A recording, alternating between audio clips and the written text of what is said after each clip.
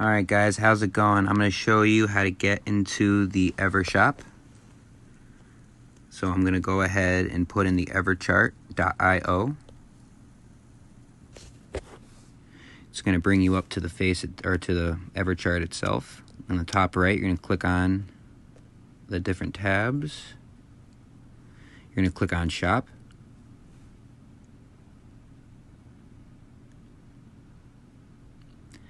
And now you're in the actual shop itself right on the website. You're going to go down, be able to scroll down. Everything's real accessible. Everything's right there, reasonably priced. You're going to find kids' clothes, women's clothes, men's clothes, pretty much everything. You're going to get the kids right for school. The EJ hoodie, which is a personal favorite of mine. I know a lot of people are looking forward to getting it. It's all available right now. I'm going to go back up. And if you click on the cart, you're going to be able to select more options. You're going to be able to change the color.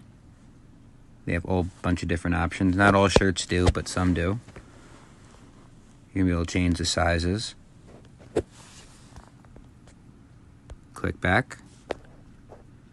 You're going to go back down. You can still look back at everything. You can add more stuff to the cart, whatever you like.